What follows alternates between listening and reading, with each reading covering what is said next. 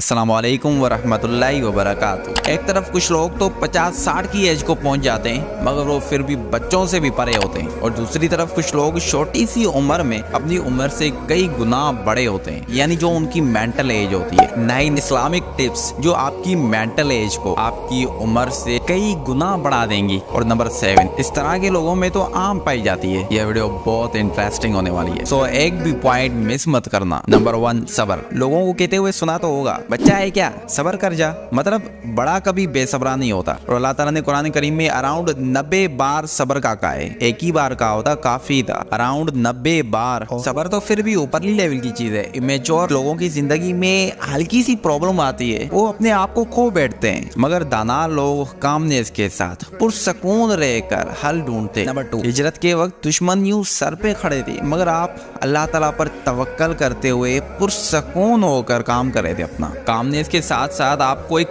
बहुत जरूरी चीज अपनानी होगी, जिसके बारे में आका करीम अलैहिस्सलाम ने फरमाया कि ताकतवर वो नहीं जो लोगों को अपनी ताकत से दबाए हुए रखे, अलबत्ता ताकतवर वो है जो गुस्से के वक्त अपने आप पर काबू पा ले। Self control. नंबर 3, जी हाँ, आपको अंदर से बड़ा बना देता है, और उस बंदे का अपने इमोशंस पर, अपने गुस्से पर कंट्रोल किस तरह होगा जिसका अपने लफ्जों पर ही कंट्रोल नहीं है। नंबर 4, बोले तो सोच समझ कर, वरना खामोश रहे। मेच्योर बहुत ज्यादा बोलेगा, और वो भी बिना सोचे समझे। एक नबी फरमाते हैं कि मैं अपने खामोश रहने पर कभी नहीं पछताया, जब भी पछताया अपने बोल पे पछताया। So speak less and listen more. और अगर बोले भी तो सोच समझ कर, थॉट लेसली मत बोले। हदीस में बहुत इसकी तलकीन मिलती है, सोच समझ कर बोले। या बोलने की ट्रेनिंग तो हर जगह दी जाती है, मगर सुनना, खास तौर पर नेगेटिव, फिर उसे भुलाना बहुत कम दी जाती है। एक खामी अक्सर पाई जाती है, किसी ने बुरी बात कह दी, अब बस अंदर ही अंदर में उसे पकाते रहेंगे, छोटी छोटी बातों पे लोगों से नाराज होते रहेंगे, मगर दाना कभी ऐसा नहीं करते।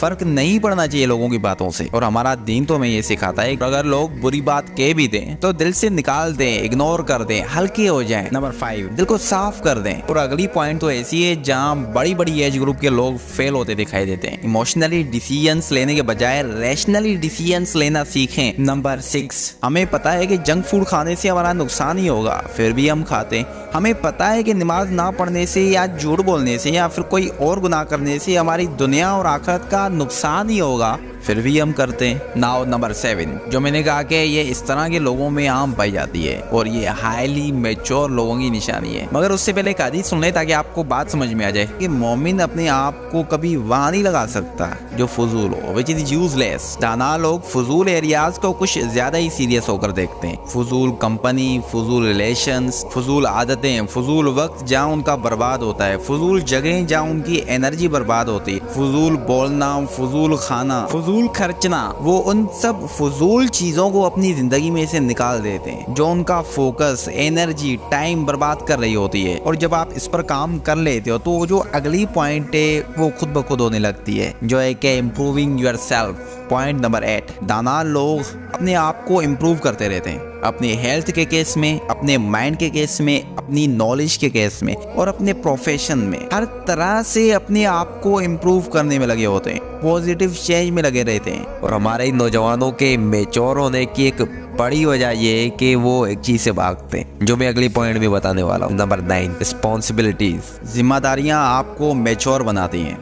अपनी फैमिली की, अपनी कौम की, अपने नबी की उम्मत की जिम्मेदारी उठाएं। हम कहते हैं ना कि हमसे ज्यादा समझदार तो कोई है नहीं, मगर मेच्योर बंदा कभी अपने आप को मेच्योर नहीं कहेगा। तो आजी बड़ेपन की निशानी है ये, और ये अल्लाह ताला को बहुत पसंद है। और शिकवा, ब्लेमिंग बंद कर दें अगर आप बड़ा बनना चाहते हैं। अपने रब की रजा पे राजी रहना सीखें,